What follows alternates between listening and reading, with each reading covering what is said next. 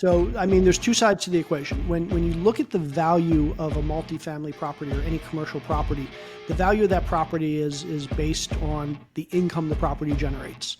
If you can generate more income, it's not like a single family house where the value is whatever the value of the house next to you that just sold for is. It's based on the income. And if I can double the income in a multifamily property, I've doubled the value of that property. So everything I'm doing to try and make money on my multifamily property involves making more money, increasing my income. Two ways to make more money. One, you can increase your income.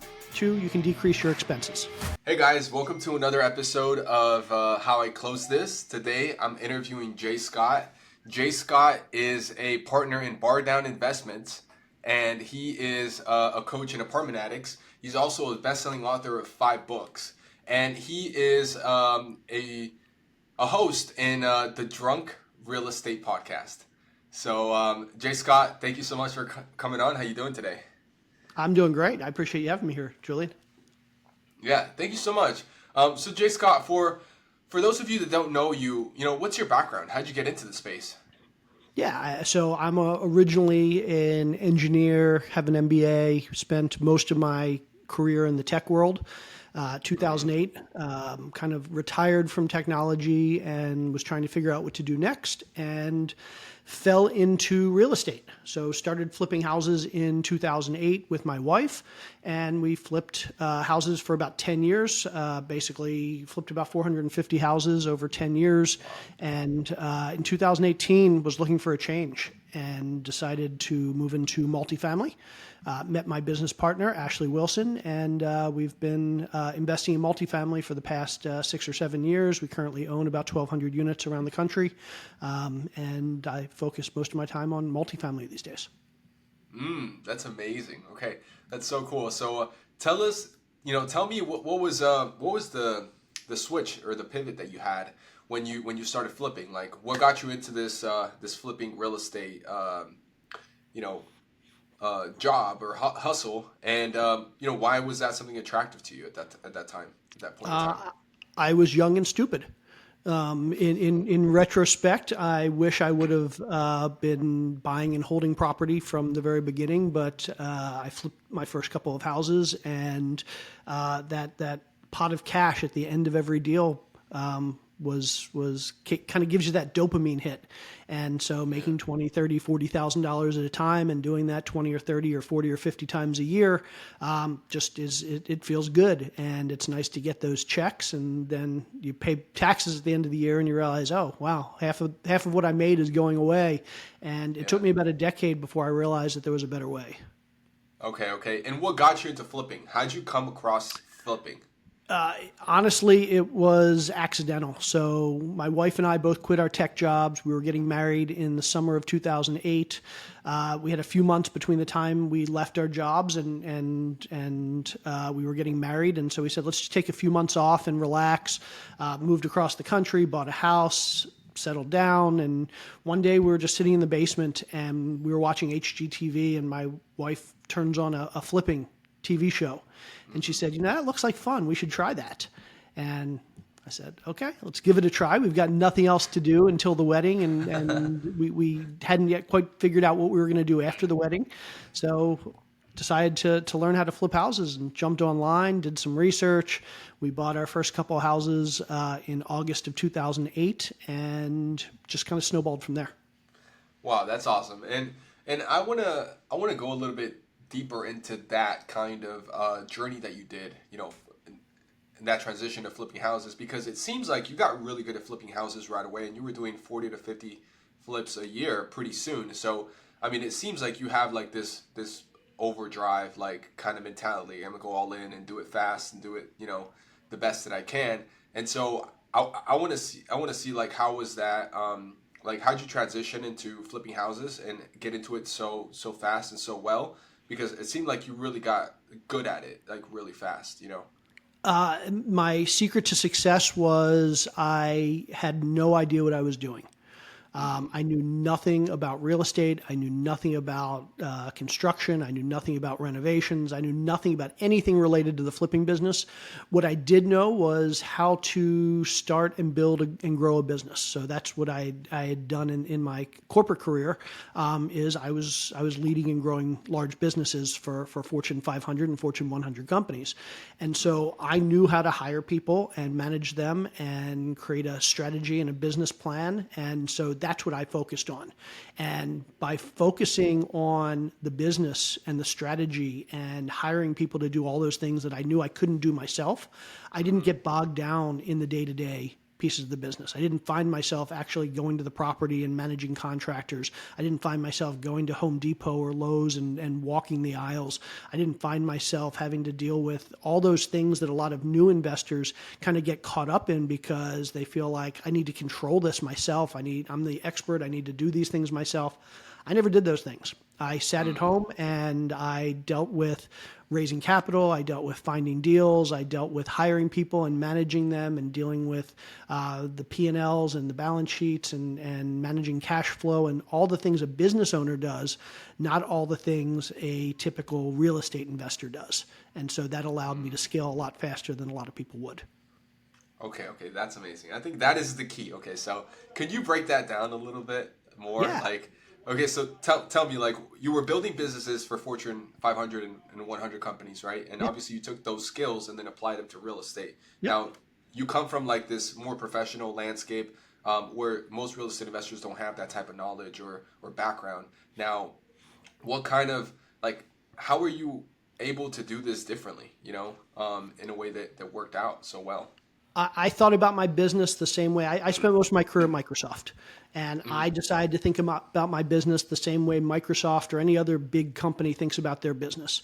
We have people who specialize in various parts of the business. So if you go to Microsoft, you're not going to see somebody who is writing code half the day and then a salesperson the other half the day and then comes in the next day and does marketing and then comes in the next day and is writing documentation and comes in the next day as an accountant. You don't do that. You hire somebody to write code who's really good at writing code. You hire somebody at marketing that's really good at marketing. You hire somebody at accounting that's really good at accounting, and people have their roles. And so we decided to build our business the same way. We segmented it. We said, okay, here are the key components of our business, the key, let's call them business units in our business, and then we're going to hire people to run each of those or to work in each of those business units. So for a flipping business, you basically have four components. You have finding deals, you have renovating those deals, you have selling those deals after they've been renovated, and then you have raising the capital or finding the capital in order to be able to buy them. And so those were four pieces of the puzzle. And so I knew, just like a big company, I needed to have essentially four departments in my business. I had to have acquisitions, I had to have renovations, I had to have dispositions, and then I had to have financing or capital raising.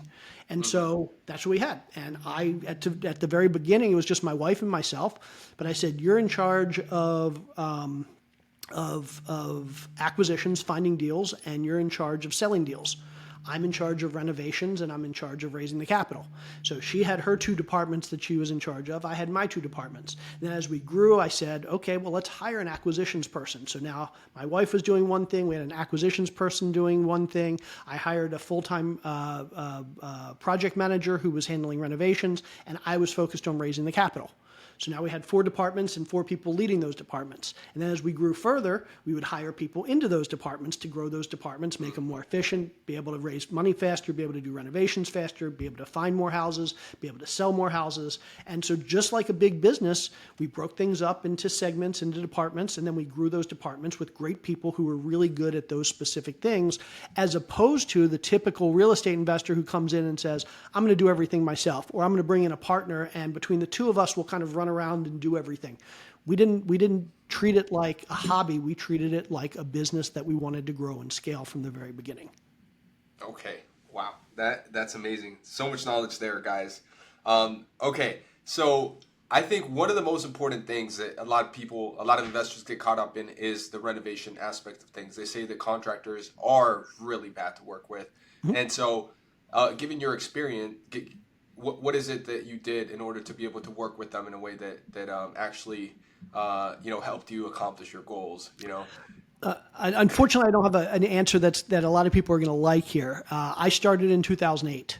And in 2008, the easiest part of this business was contractors because 2008 was the beginning of the Great Recession. And at the beginning of the Great Recession, during the beginning of that downturn, most contractors went out of business. Certainly all the bad contractors went out of business. And those that were left were really good, but were struggling to find work.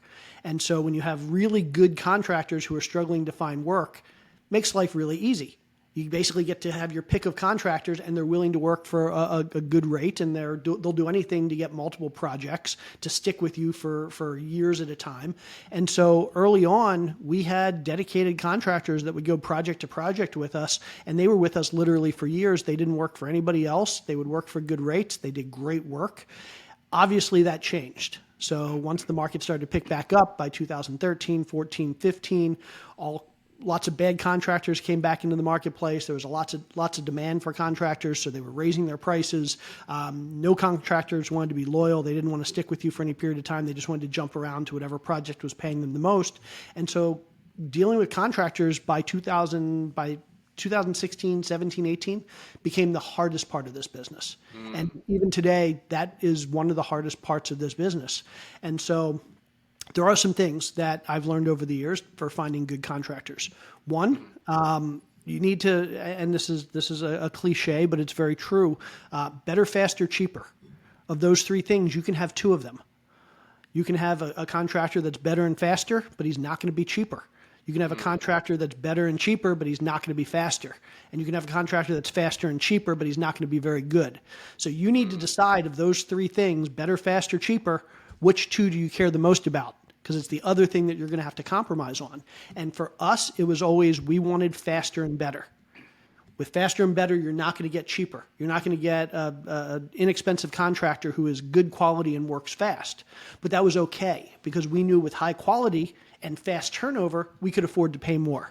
So lower margins, but more volume. And so for us, it was the better and the faster that we cared about, and we just paid more. And so every investor needs to ask themselves, better, faster, cheaper, which two do you care about, and which other one are you willing to compromise on?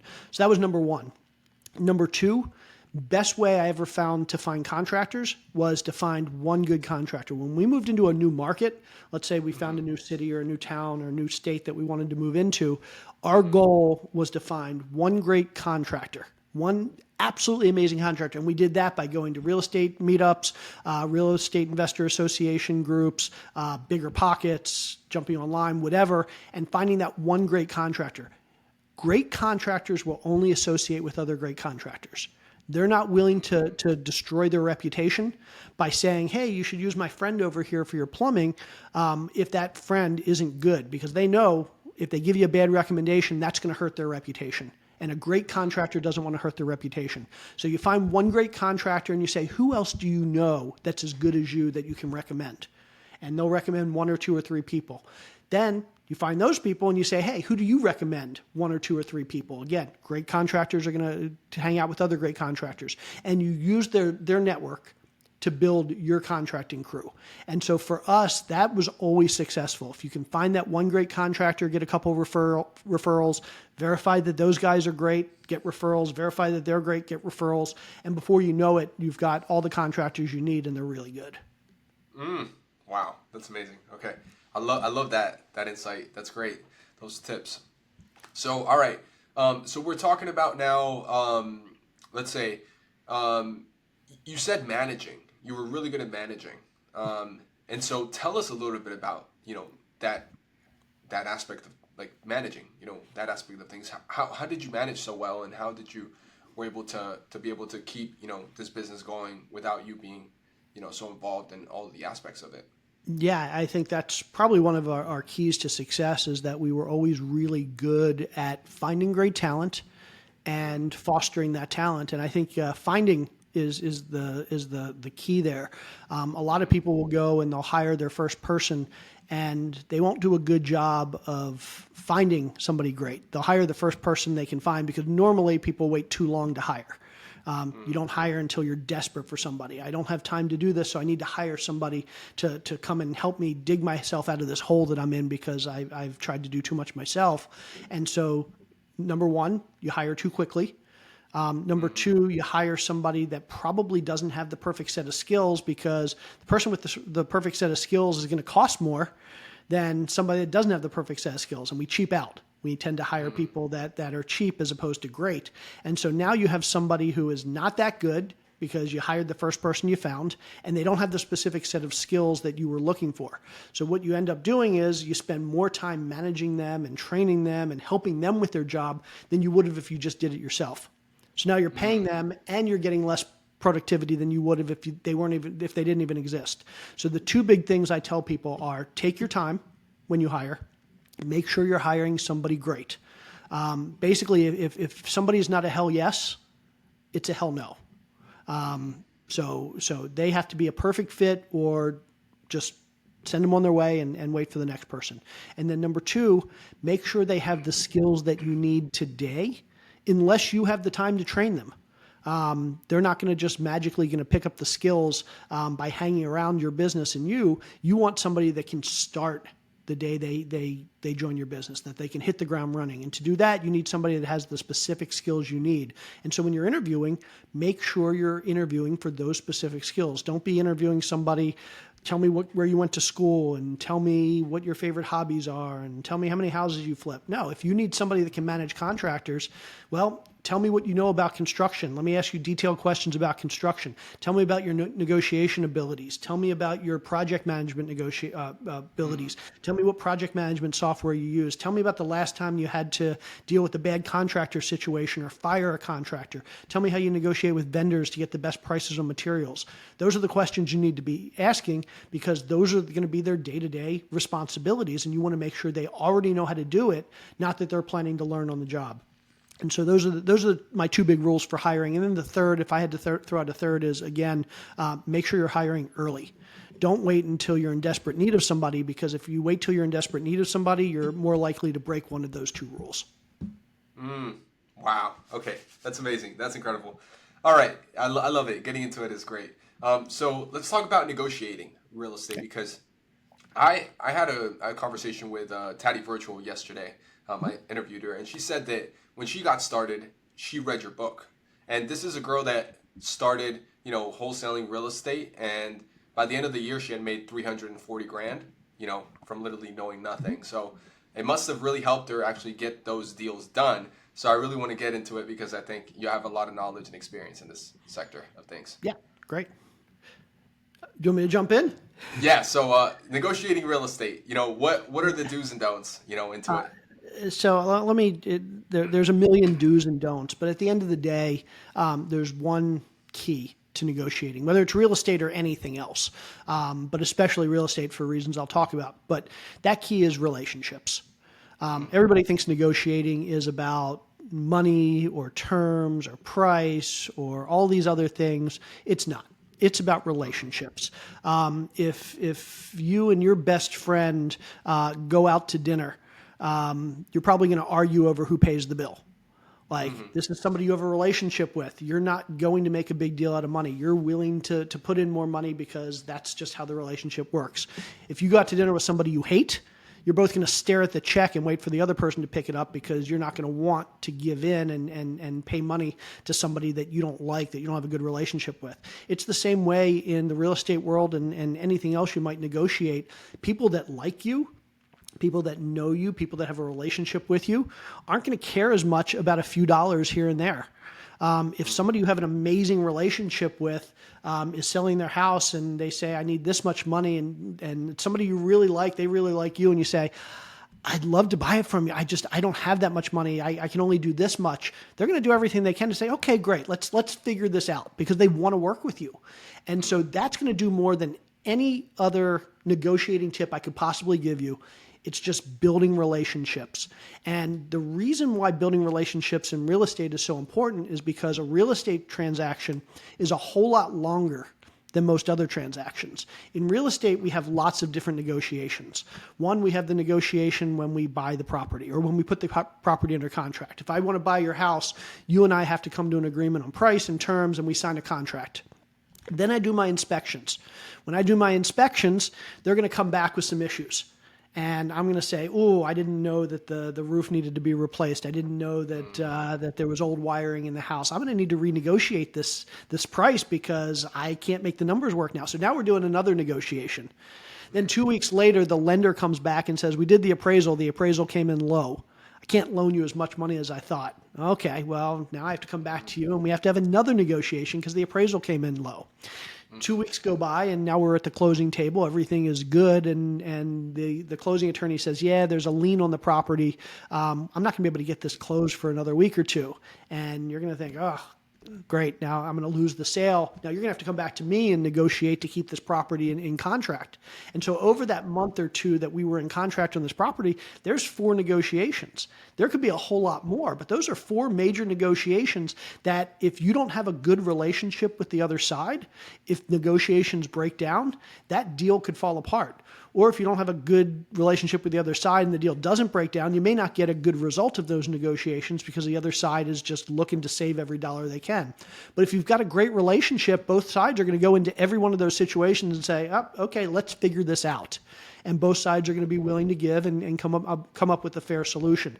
And so relationships are by far the most important part of any negotiation. And what I would tell people is don't rush things. I mean, you might want, you get a seller lead, they say, come to my house, and you're thinking, okay, I'm going to go, I'm going to do a half-hour walkthrough, I'm going to make an offer on the site, and hopefully we're going to get this thing under contract. What I would say is go do the walkthrough, take them some donuts, grab some coffee on the way, sit down, have a talk with them about their family and their situation. Why are they moving? Where are they moving? What are they going to do when they get there? Then say, okay, let me go run some numbers and think about it. Then you call them the next day and say, hey, I ran some numbers. I think I can make you an offer on your property. Okay, if I come back over and we sit down and chat, they say, yeah, you grab more donuts, you grab more coffee, you come back, you have a discussion, maybe you throw out some numbers, you don't come to an agreement, you say, okay, let me see if I can work on these numbers and make this whole thing better. You go home, a day or two later, you call them back and you say, okay, let's try this again. Can I come over? Sure. Okay, bring them coffee, bring them donuts again. Now you're meeting them for the 3rd time. You guys are basically best friends.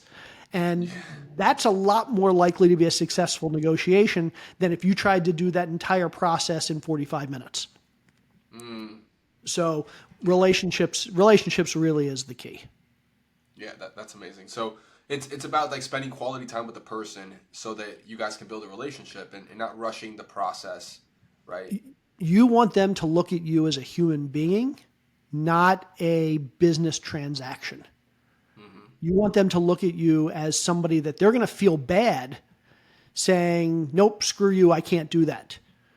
Because if this is just a business transaction and you throw out a low number, I don't know you, I'm going to say, screw you. I'm going to go sell to somebody else. But if we're best friends and you throw out a low number, I'm not going to want to hurt your feelings. And I'm not saying you have to be best friends with everybody you're buying a house from or selling a house to, but just the beginning of that relationship is going to take a whole lot of pressure off. I mean, it's like people that go on anonymous internet forums and they act like jerks. It's easy to do that when you're anonymous and you don't know the people you're talking to. Would you have those same conversations in real life with somebody you knew, even if you only barely knew them? Of course not, because there's a name and a face to that person you're talking to, and you now feel some obligation to be nice to them. And same way with negotiating. Okay. Wow. Okay. That's amazing. That's a really good little masterclass on negotiation. So cool. And so you flipped a bunch of houses. And you didn't know about like buying houses or rentals and keeping them, right? But then you got into apartment investing, right? This is what you're doing now with Ashley Wilson. Yep. And I guess, what was the epiphany moment, when you went from like house flipping, all this time to like now seeing like apartments as like the way to go? Like, what was the reasoning, and how'd you get into that? Yeah. So after flipping about 450 houses over 10 years, I realized that that was a long time to basically transact 450 units. In multifamily, I could transact 450 units all at once. I can buy a 450 unit property and make probably almost as much money, maybe not as much as flipping 450, but relatively close to the same amount of money doing one deal. It would take a few years longer, obviously, but doing one deal, I could make almost as much money as I made in 10 years worth of deals. And I get the economies of scale. I get a good team behind me because in multifamily, you're not doing everything yourself. You really have to have great partners who can help you and work through things with you. And so it reiterated the fact that scaling and going bigger would allow me to achieve the same goals, but a whole lot faster. I mean, the cliche is add a zero, add two zeros, add three zeros to the deals you're doing, and you'll add a zero or two zeros or three zeros to the profits you're making. And it's true. Yeah, that makes sense. And so coming in from a flipping perspective, how was getting into multifamily? Was it helpful to be in a flipping background, or was it like getting into something new completely and just having to learn it from scratch all over again? The understanding the process of buying and selling real estate and how real estate works was helpful. Basically, the knowledge that I got from flipping the first house or two or three was tremendously beneficial. The extra knowledge I got from flipping houses 4 through 450 didn't really help me. So it definitely helped to have just that basis of how does real estate work? What does a broker do? What does a real estate agent do? What's a loan? How do you get a loan? What is a closing? How do inspections work? All those things were definitely helpful. But again, that's the type of stuff you can learn on one or two or three deals. And so what I tell people is, it can be difficult to jump into large multifamily right away. But if you've done even one or two or three single family deals, either rentals or flips, even wholesales to some degree, if you can do a few of those deals, it's not difficult then to jump into the larger stuff. The other thing to keep in mind is when you're doing large multifamily, you're not doing it yourself. It's a team sport. And Ashley and I like to break down the business into three parts. I talked about in flipping, it was finding the deals, renovating the deals, selling the deals, and raising the capital. In multifamily, it's what we refer to as find, fund, and run. So it's finding the deals. You still have to find those properties. Two, you still need to fund them. You need to find the money. So that's the same. But unlike flipping, where you're renovating and then selling, you need to operate these properties for a few years before you sell them. And so typically you have two or three partners in a good multifamily team, one who's focused on finding deals, one who's focused on finding the money, and one who's focused on running the property.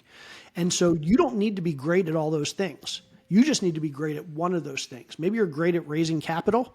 Now go find two partners who are great at finding and running deals, and you're golden. Maybe you're great at finding deals. If you can do that, go find partners who are great at raising the money and running them. Maybe you're great at running them. Great, then go find somebody that can find you the deal and raise the money for it, and now you run it. And so as long as you're great at one of those three things, you can make a whole lot of money at multifamily. And so what I tell people that want to get into multifamily is figure out which one of those three suits your personality, suits your situation, that you most enjoy doing, and learn how to do that thing really well. And then go find partners to do the other things, team up, and now you can do 100 unit, 200, 500 unit properties. Okay, that's amazing. Okay, cool. I really like that that breakdown of those things. So when it comes to those three things, what kind of personality types do you think people would most likely fit into it so that people can kind of assess themselves when they're listening to this podcast? Yeah. So if you are somebody who is really good at hustling, if you're somebody who's outgoing, finding deals is probably going to be the thing for you, because the whole key in finding deals is what we talked about earlier. It's building relationships. So when you're looking for these big deals, you're probably finding them in one of two places. You're either getting them from real estate brokers, so large commercial brokers that are getting deals from sellers and then trying to find buyers, or you're going right to the sellers themselves and you're trying to get the deal from the seller themselves. Either way, you need to build a relationship with the broker or with the sellers. If you're building a relationship with brokers, it can take months to build a solid enough relationship with the broker that they actually start giving you deals. If you do a really good job of it, they're going to start bringing you off market deals. And then with sellers, obviously, you need to find those sellers. You need to be able to call them up. You need to visit them. And again, the same process of building the relationship and negotiating. So if you're somebody that likes other people, that likes talking to other people, building relationships, doesn't mind following up. Also the ability to do things like underwriting. So having some analytical skills. A good finding person also knows how to take that deal that they found or those deals that they found and figure out do the numbers basically work. And so that's the good personality for finding. If you are somebody that can raise capital, then funding is for you. So who's the right person to raise capital? A lot of people think raising capital is all about sales and marketing and being extroverted and being able to convince people to give you money. There's a tiny bit of that, but raising capital is really a process. Raising capital is really being able to follow a checklist. If you can follow a checklist and you're willing to work hard, you can raise hundreds of thousands, millions, tens of millions of dollars. I had never raised a penny when I got into to multifamily. In the last 4 years, I've raised over $40 million. And so not because I'm an introvert. I'm a ridiculous introvert. Doing this podcast right now is difficult for me because I just want to be stuck behind a spreadsheet like in Excel right now, just not talking to anybody, locked in a room. That's my personality. But what I found is I can raise capital because I can follow a process. I can follow a checklist that allows me to attract investors to my funnel, to nurture them, build a relationship with them in ways that don't require me to have lunch with them or talk to them on the phone, and then ultimately get them to invest in my deals.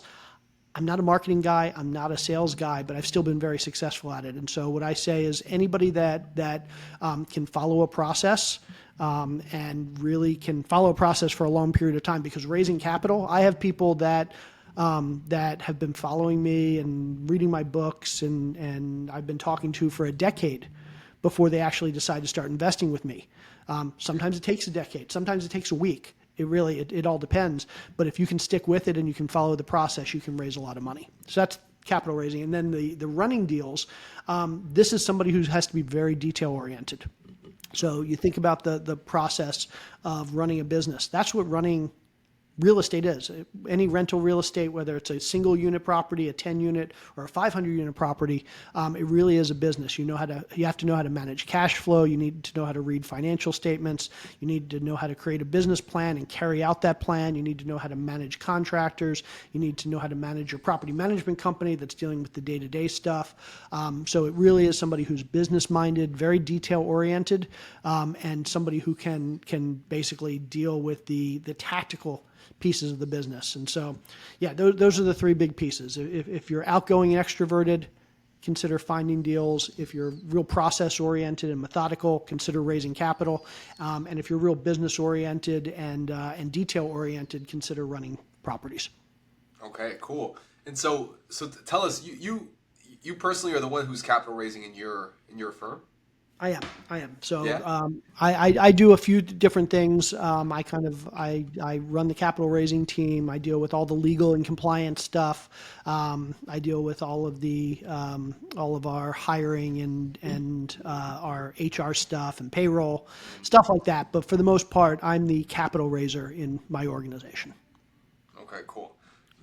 Okay, and so it's about following a process, right? Yes. And obviously, you had to learn that process somewhere, or you learned it yourself, like on the go. Yep. But how does that process work, more or less? Like, how long does it take, or like, what are the different stages that have to happen in order? Sure. Just like anything else, marketing and sales, there's a funnel. And the goal is to get people to come into the top of your funnel and then to push them down the funnel to the bottom. And the bottom is where you complete the sale. And so at the top of the funnel is all these people that may or may not be good for you, that may or may not ever buy from you, that may or may not ever want what you're going to buy, but you get them interested in what you have to say. And then over time, you kind of push them through the funnel. You build a relationship with them so that you can get that sale at the end. So how do you get people into the top of the funnel? You do things like this. I'm doing this podcast right now. Anybody that's listening to this podcast that likes what I have to say, at the end, you're probably going to say, how can people reach out to you? And I'm going to give you my email or my website, and hopefully people are going to watch this podcast and they're going to go to my website and they're going to fill out a little form that gets them on my email list. They're in my funnel now. They've decided that I have enough information that they want to consider building a relationship with me. They want to consider hearing more of what I have to say. So once they're on my email list, once they're in my funnel, well, I do a weekly newsletter. I do a daily newsletter. I do a monthly newsletter. I do a podcast, and so I'll send my podcast out and links to my podcast out to people in my newsletter. I'll send this podcast out to people in my newsletter. So they'll hear more and more from me. They'll learn more about what I'm doing. Hopefully they'll learn from me, and I'll teach them something that I'm an expert in, and they'll start to trust me, and they'll start to realize, hey, this Jay guy really seems to know what he's talking about. I like his content. I like what he's teaching me. I like what he's talking about. He seems to be successful. He seems to know what he's doing. I'm interested. And so the more I give them content and the more I teach them and the more I help them, the further I'm pushing them down the funnel, the closer I'm pushing them to the point where they say, you know, I now trust this Jay guy enough that I'm willing to jump on a phone call and talk to him about potentially investing in his next deal. And so at some point, I'm going to send out a deal. I'm going to say, hey, I'm raising capital for this multifamily property that we're buying in Houston, Texas. If you're interested, click this button and set up a call with me. And then there are going to be a certain number of people that are in my funnel that I've now built enough trust with that they're going to sign up. We're going to do a phone call. I'm going to tell them about the deal, and they're going to say, you know, I've got capital. This is just the thing I'm looking for. I trust you. I'd love to invest in this deal. And this was all a process. Top of the funnel was just me doing things like this to get people to subscribe to my newsletter. The funnel part was just me sending them newsletters, sending them podcasts, sending them information, basically building that relationship with them over time. And then the bottom of that is really just closing the deal through a phone call by just telling them what I do. I'm not selling them. I'm not marketing to them. I'm offering them an opportunity that hopefully meets their needs and meets my needs, and we can do a business transaction together. Yeah, that's amazing. Okay, cool. I have a question that I want to clarify two things. So it seems like, in my opinion, there's two types of people that would be interested. It's either the one who wants to go down your path and become like you, right? Mm-hmm. But then there's also the other kind of person who is like the person who just wants to be a passive investor.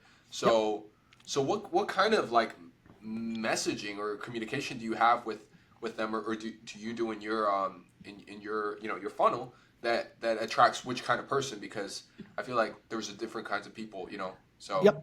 So for a long time, the only people we focused on were the passive investors, the people that were looking to invest with us. And so we have a company, Bar Down Investments. That's our brand.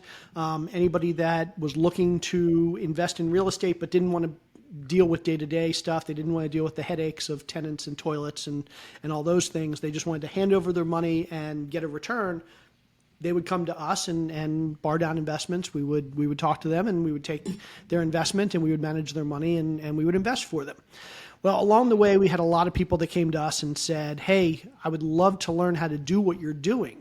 I like the idea, or I might like the idea of passive investing, but more importantly, I want to be an active investor. I want to raise money from people, and I want to find deals, and I want to operate deals. I want to be a real estate investor doing multifamily. What do you have for me? And we didn't have anything for a long time, but we had enough people that came to us basically saying, hey, we don't want to invest with you. We want to be you. How can we be you? That Ashley and I started a program called Apartment Addicts. It's basically a multifamily mentoring program where we teach people how to do what we're doing, how to do active investing. And so we have a very vibrant community where we teach aspiring multifamily investors how we do what we do so they can do the same. Okay, cool. Okay. So that's the coaching side of things. And then the passive investor side of things, that those people invest in your deals. Right? Exactly. And we have a lot of people that are on both sides. So we have a lot of people who they have money from investing that they want to invest. So they either invest it with us or other people, but they also want to learn the business and they want to be active as well. And so they come through the coaching, or they come through the coaching side. They realize I don't really like the idea of investing in or actively investing in multifamily. This doesn't seem like fun. I'd rather just invest passively. And so we do have people moving from one side to the other. We have people who are on both sides, but it really is. We give people the option, and so we try and be there for whichever they prefer. Cool. Awesome. Okay, that's amazing. All right. I want to talk a little bit about finding deals. So on the flipping side, when you used to be a flipper, obviously you worked with wholesalers, you probably worked with agents, maybe Yep. even direct to seller. Yep.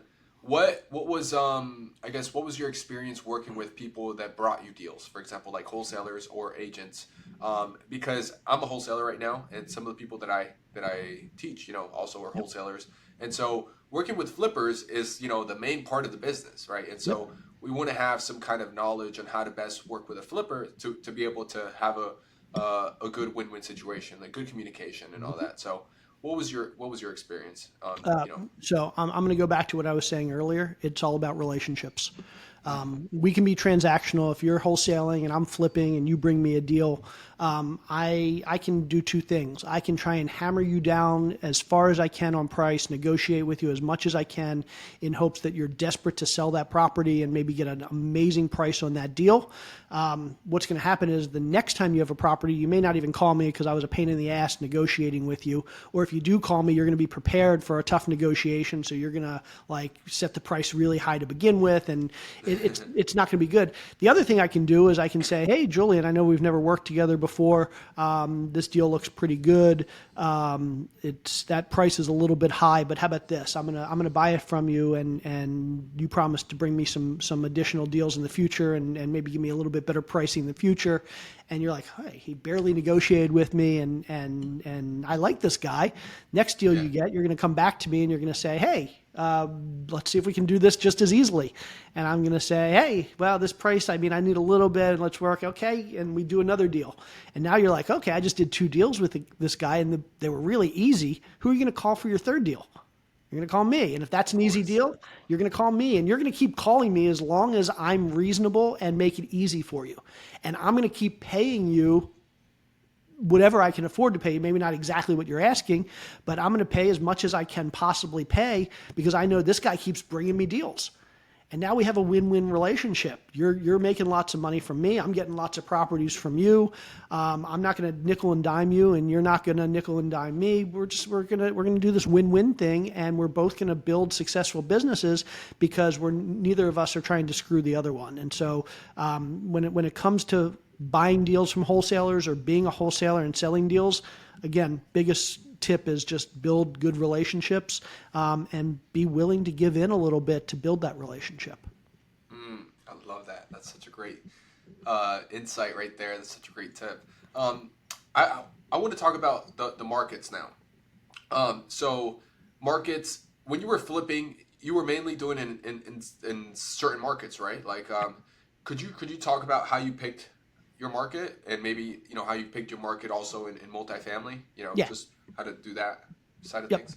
Definitely different. So in the single family world, in the flipping world, we picked our markets based on where we knew we had the support we needed to do those flips. So we started in the state we lived in or in the city we lived in. So that made it easy because I was there and I could manage and oversee everything. I could learn the business. So I always recommend, if you can do it locally, absolutely start locally. Once you know what you're doing, then you can branch out. But there are a couple key people that you're going to want wherever you go. You're going to want somebody that can be your project manager, somebody who can oversee day-to-day your contractors and your properties and make sure everything's going well, somebody that you can trust explicitly, that you're going to know exactly what's going on, and if there's any issues that they're going to take care of it. And two, you're going to want a really good real estate agent, somebody who can help you buy and sell deals. If you've got a great project manager and a great real estate agent, that's enough of a team that you can get started in a new location. So what I do is I like to start with places where I might be able to find one or both of those people already. So for example, when I started flipping, I was in Atlanta, Georgia, and then I decided to flip some houses in Baltimore. Baltimore is where I grew up. And so I knew a lot of people. So it was really easy for me to jump on the phone and find people I knew that were either investing or adjacent to investing, where I could say, hey, you know, a really great real estate agent, you know, somebody who might want to be a property manager that I can trust. I had family there. So if I was concerned about something going on, I could say to my brother, hey, can you just drive past this property and make sure the contractor's really there, make sure it hasn't burned down, make sure nobody's like robbed the place. So doing something in a place where I grew up was great. Doing it in a place where I knew I might partner with somebody. So right now, I still do about 30 or 40 flips a year. I don't really talk about it because I'm a passive investor in those deals. My partner does most of the work, and I picked the location because that's where he lives. And so I was happy doing deals in a place where he lives because I have somebody that I trust there.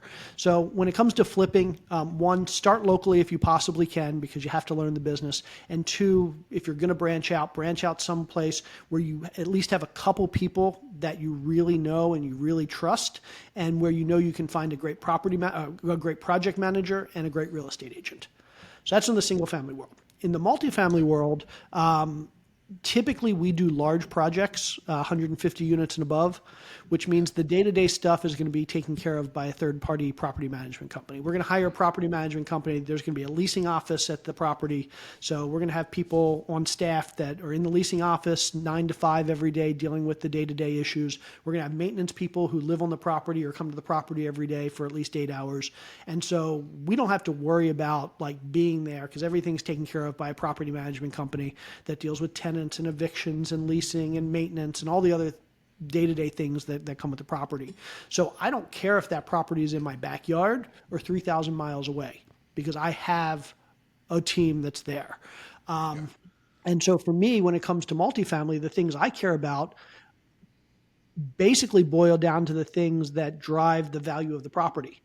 I want to see that there's population growth in that area because people are our customers.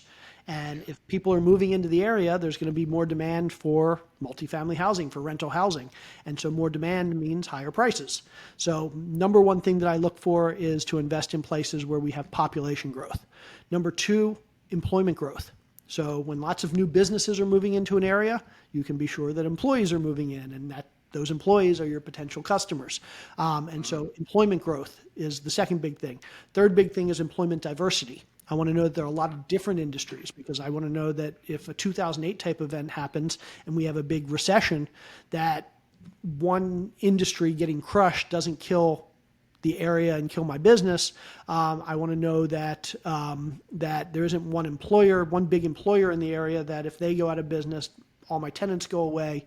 So I want to see employment diversity. But those are the big three things I look for: population growth, employment growth, and employment diversity. And again, completely different in the single family world. I don't even think about those things because I'm in and out of the deal so quickly for a flip that it doesn't matter how much the population grows over the next 5 years because I'm done with this deal in 90 days. I got you. That makes sense. That makes total sense. It's very different. Okay, so let's talk about multifamily for the rest of this podcast. Sure. Okay, so what kind of deals are you going for? Like, I guess what's your strategy or your value add strategy? What kind of deals do you look for? What kind of operational improvements do you want to make to that property? And when are you exiting? So on and so forth. Yep. So there was a brief internet glitch there. So if I'm not answering the right question, just interrupt me. But I think what you were asking was what is basically what we call our buy box. So Yes. what are the types of deals we look for? What's our strategy with those deals? How do we exit those deals? So our buy box is pretty vanilla. It's pretty much like a lot of multifamily investors. We look for 150 units and above, generally low rise or mid rise buildings built between 1980 and 2010 in good school districts, class C plus to A minus, that need some value add. We like properties that need either physical renovations or management improvements. We typically hold them for 3 to 5 years, and then we sell them and cash out our investors. So it's probably the single most common strategy in large multifamily investing. And so we're doing the same thing that a lot of other people are doing. So there is competition, but we like to think we do it pretty well. Okay, that's amazing. So I understand, and I think people understand as well, the physical improvements side of things. Like obviously you Yep. renovate the units and stuff. But what do you mean when you say that operational improvements? Like Yeah. what does that mean? What does that break down to? Yeah. So, I mean, there's two sides to the equation. When you look at the value of a multifamily property or any commercial property, the value of that property is based on the income the property generates.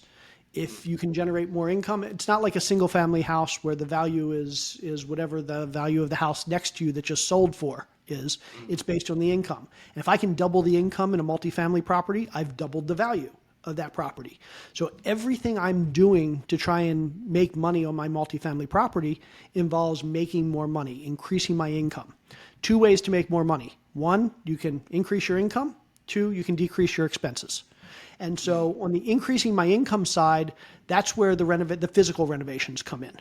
With physical renovations, I add amenities. I might add a dog park or a basketball court or other things that attract tenants. I'm going to upgrade the units. I'm going to put in new countertops. I'm going to put in nicer shower heads. I'm going to paint and put in nice wood floors instead of carpet. And so I'm going to attract more tenants that way. I'm going to paint the exterior of the property. I'm going to fix the asphalt. I'm going to create covered parking. I'm going to put in storage spaces. I'm going to put in electric vehicle chargers. All these things are going to attract new tenants who pay more money for the property, pay more money in rent. And so that's going to increase the income, which is great. But at the same time, there's often a big opportunity to decrease expenses as well, to basically save money. And every dollar you save is the same as making an extra dollar. And so there are a lot of things we can do. And so a few of those things are, number one, we're going to figure out how we can streamline management, just the people that we have in the office. So maybe the people that are selling it to us had 3 leasing people in the office every day and 4 maintenance people. Well, can we get away with 2 leasing people and 3 maintenance people? Is it possible we can hire better people so we don't have to have as many of them because they're all getting paid per hour? And if we can have fewer people, even if we pay a few dollars more, I mean, a lot of times it's hiring better people by paying a few dollars more, but then if you can reduce a head count, you're still going to make a lot of money. So I'd rather have 2 great leasing agents than 3 average leasing agents. I'd rather have 3 great maintenance people than 4 average maintenance people. So that's number one. Number two, a lot of times we can use technology. And so technology can allow us to save money. So maybe we're putting in LED lighting, which reduces our electricity bills. Maybe we're putting in digital thermostats, electronic thermostats, so we can monitor and make sure that we're not wasting electricity in parts of the property. We can separately meter units so that tenants are paying their own utilities as opposed to us paying utilities and then billing it back to them because we can't necessarily get all the money back out of it. So using technology in those ways is a great way to reduce costs. And then we can do things like negotiating. So a lot of times we'll go and we'll buy a property and we'll realize, wow, they're paying a ridiculous amount for insurance because they've been with the same insurance broker for the last 10 years and they haven't shopped around insurance, and they don't realize that if they go shop around for their insurance, they might be able to save $100,000 or $300,000 on insurance. Same with property taxes. They don't realize that you can hire consultants or law firms to go appeal your property taxes. I mean, literally, we've saved $100,000 a year across most of our properties by appealing property taxes. And so there are a lot of things you can do to bring down expenses there as well. Using virtual assistants as opposed to full-time leasing staff to deal with a lot of your back-end paperwork stuff. So you don't necessarily need people that are even local. They can be remote. They can even be out of the country and deal with a lot of the paperwork type stuff. Same with accountants and bookkeepers. A lot of times you don't need somebody on site to deal with your accounting and bookkeeping. You can hire somebody that's remote and bring the price down. So while it's important to be able to raise your income by doing physical renovations, in a lot of cases, you're going to make even more money by reducing your expenses and making things more efficient on the management side. That's amazing. Okay. And I want to talk a little bit about how that makes a difference in the valuation. So what is a dollar added or a dollar saved does to the valuation of a multifamily property? Yes. So there's an equation, there's a formula that we use for commercial real estate to figure out how much it's worth, and it's the income that the property makes, what we call the net income. So your income minus your expenses, and then you multiply that by some multiplier in the market. and that multiplier is called a cap rate. And so if your income is, let's say, $1 million, and the multiplier in the market is 20, which equates to a 5% cap rate, then that property is going to be worth about $20 million. If you can increase the income to $1.1 million, you still have that 20 times multiplier in the market. So now that property is worth 20 times 1.1 million or 22 million. So for every dollar that you've increased in your income, you've increased the value of the property by $20. Your multiplier is 20. And so it's pretty common these days for that multiplier to be somewhere between about 15 to 25, which means for every dollar you can add to the income of the property, the net income of the property, you're adding $15 to $25 in total value to that property. Okay, that's amazing. Cool. And what is it that people really like? So are you mostly doing this for equity growth, or are you doing it for cash flow, or, I guess appreciation? Yep. What is it? What are the benefits that people are getting, and why are you doing it, and why would someone invest with you to do that? Yeah, and so this is really important if you're going to invest in multifamily, especially if you're going to raise capital for multifamily. People ask, so what do you go for? Do you go for cash flow? Do you go for appreciation? Do you go for tax benefits? The answer is it doesn't matter what I want. I do what my investors want. So if you tell me that I have investors that have $30 million to invest and all they want is tax benefits, they don't care about cash flow, they don't care about appreciation, I'm going to start finding great deals that generate a lot of tax benefits, because that's where the money is. I know I have $30 million. If my investors are telling me, nope, we just want cash flow today, we don't care about tax benefits, we don't care about appreciation, then I'm going to look for deals that are cash flowing, because that's how I know I can raise the money. I need to be able to get the money to do the deals. So I have two choices. I can either decide what types of deals I want to do and go find that money, or I can say, what money do I have access to, and then find those types of deals. I'd much rather do the second, because finding the money is harder than finding the deals. So these days, my investors are very interested in growth. So we have a lot of younger investors who they want to see big returns, even if they're not getting a lot of cash flow. And a number of our investors are looking for tax benefits as well. So for us, I'd say the order is appreciation, tax benefits, cash flow. But there have been times in the past where we had a lot of investors who cared more about cash flow. And so that would change our direction for what types of deals we were looking for.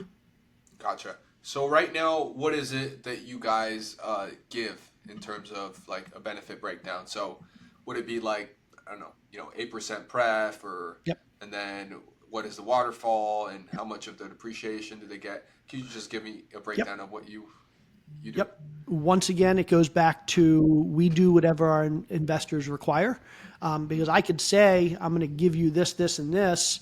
If the investors don't want that, it doesn't matter what I say. So what I need to do is I need to talk to my investors and say, how much of a return do I need to get you in order for you to be willing to invest in the types of deals we invest in?